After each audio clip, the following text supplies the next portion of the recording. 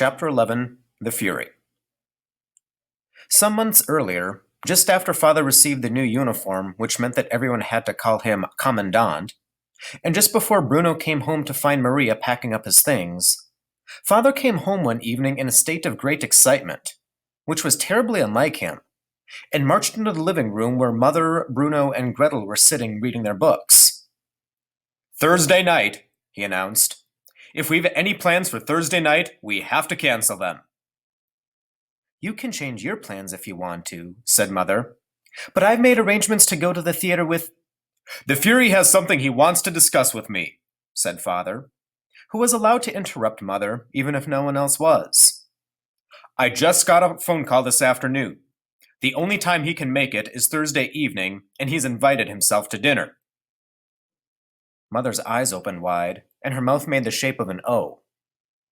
Bruno stared at her and wondered whether this was what he looked like when he was surprised about something.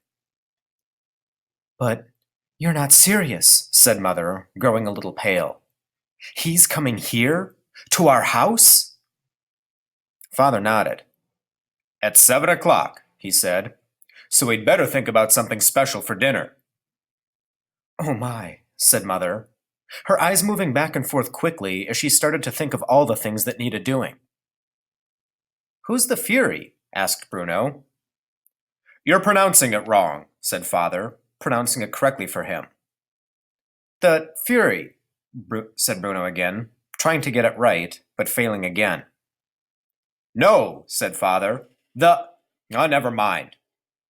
"Well, who is he anyway?" asked Bruno again. Father stared at him, astonished. "You know perfectly well who the Fury is," he said. "I don't," said Bruno. "He runs the country, idiot," said Gretel, showing off as sisters tend to do. It was things like this that made her such a hopeless case. "Don't you ever read a newspaper?" "Don't call your brother an idiot, please," said Mother. "Can I call him stupid?" "I'd rather you didn't." Gretel sat down again, disappointed, but stuck her tongue out at Bruno nonetheless. "Is he coming alone?" asked Mother. "I forgot to ask," said Father, "but I presume he'll be bringing her with him." "Oh my," said Mother again, standing up and counting in her head the number of things she had to organize before Thursday, which was only 2 evenings away. The house would have to be cleaned from top to bottom, the windows washed, the dining room table stained and varnished, the food ordered, the maid and butler's uniforms washed and pressed, and the crockery and glasses polished until they sparkled. Somehow, despite the fact that the list seemed to grow longer and longer all the time, Mother managed to get everything finished on time, although she commented over and over again that the evening would be a greater success if some people helped a little bit more around the house. An hour before the Fury was due to arrive, Gretel and Bruno were brought downstairs, where they received a rare invitation into Father's office. Gretel was wearing a white dress and knee socks, and her hair had been twisted into corkscrew curls. Bruno was wearing a pair of dark brown shorts, a plain white shirt, and a dark brown tie. He had a new pair of shoes for the occasion, and was very proud of them, even though they were a little too small for him and were pinching his feet and making it difficult for him to walk. All these preparations and fine clothes seemed a little extravagant, all the same, because Bruno and Gretel weren't even invited to dinner. They had eaten an hour earlier.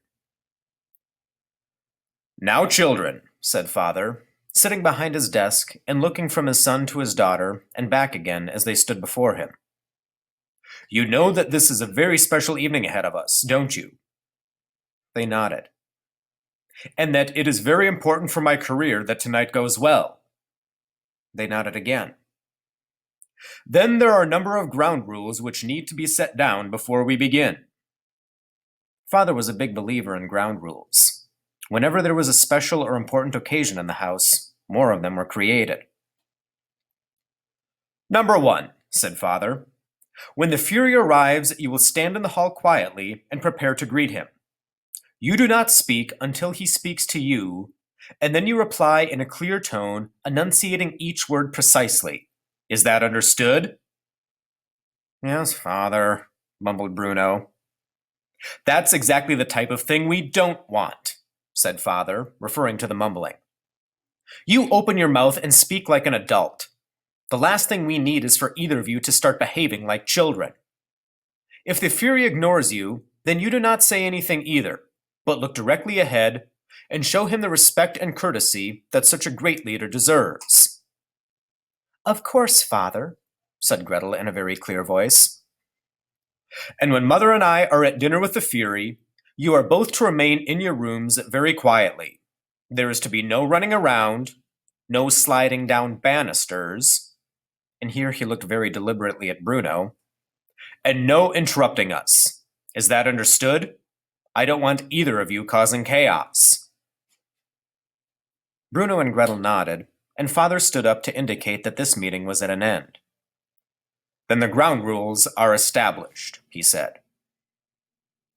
3/4 of an hour later, the doorbell rang, and the house erupted in excitement. Bruno and Gretel took their places, standing side by the staircase, and Mother waited beside them, wringing her hands together nervously. Father gave them all a quick glance and nodded, looking pleased by what he saw, then opened the door. 2 people stood outside, a rather small man and a taller woman. Father saluted them and ushered them inside, where Maria, her head bowed even lower than usual, took their coats and the introductions were made. They spoke to Mother first, which gave Bruno an opportunity to stare at their guests and decide for himself whether they deserved all the fuss being made of them. The Fury was far shorter than Father, and not, Bruno supposed, quite as strong. He had dark hair, which was cut quite short, and a tiny mustache. So tiny, in fact, that Bruno wondered why he bothered with it at all, or whether he had simply forgotten a piece when he was shaving.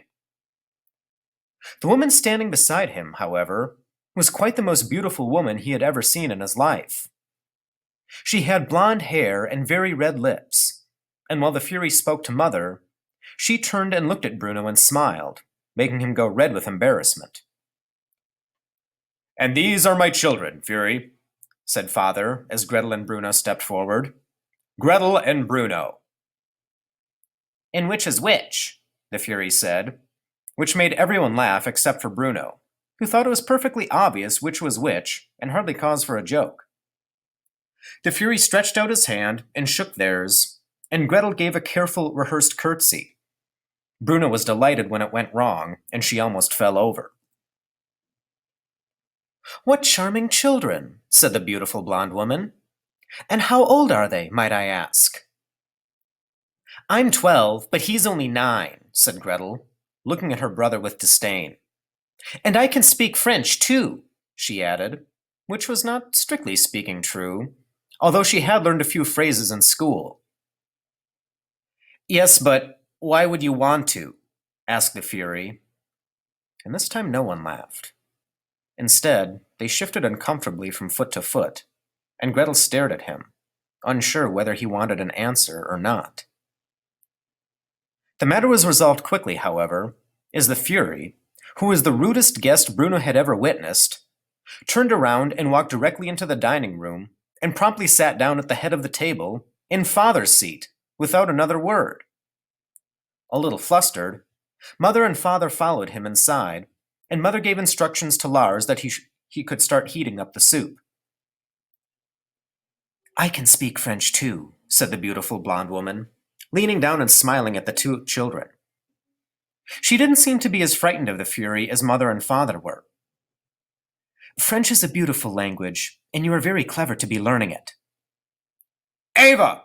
Shouted the Fury from the other room, clicking his fingers as if she were some sort of puppy dog. The woman rolled her eyes and stood up slowly and turned around. I like your shoes, Bruno, but they look a little tight on you, she added with a smile. If they are, you should tell your mother before they cause you to injure yourself. They are a little tight, admitted Bruno. I don't normally wear my hair in curls, said Gretel, jealous of the attention that her brother was getting. But why not? Asked the woman. It's so pretty that way. Ava! roared the Fury for a second time, and now she started to walk away from them. "It was lovely to meet you both," she said, before stepping into the dining room and sitting down on the Fury's left-hand side. Gretel walked towards the stairs, but Bruno stayed rooted to the ground, watching the blonde woman until she caught his eye again and waved at him, just as father appeared and closed the doors with a jerk of his head, from which Bruno understood that it was time to go to his room, to sit quietly, and not make any noise, and certainly not to slide down any banisters. The Fury and Ava stayed for the best part of 2 hours, and neither Gretel nor Bruno were invited downstairs to say goodbye to them. Bruno watched them leave from his bedroom window, and noticed that when they stepped towards their car, which he was impressed to see had a chauffeur, that the Fury did not open the door for his companion, but instead climbed in and started reading a newspaper, while she said goodbye once again to Mother and thanked her for the lovely dinner. What a horrible man, thought Bruno. Later that night, Bruno overheard snippets of Mother and Father's conversation. Certain phrases drifted through the keyhole or under the door of Father's office, and up the staircase, and around the landing, and under the door of Bruno's bedroom. Their voices were unusually loud, and Bruno could only make out a few of the fragments of them. "To leave Berlin, and for such a place," Mother was saying. "No choice, at least not if we want to continue," said Father. "As if it's the most natural thing in the world, and it's not, it's just not," said Mother. "What would happen is, I would be taken away and treated like a," said Father. "Expect them to grow up in a place like," said Mother. "And that's an end to the matter. I don't want to hear another word on the subject," said Father. That must have been the end of the conversation, because Mother left Father's office then, and Bruno fell asleep. A couple of days later, he came home from school to find Maria standing in his bedroom, pulling all his belongings out of the wardrobe and packing them in 4 large wooden crates, even the things he'd hidden at the back that belonged to him and were nobody else's business. And that is where the story began.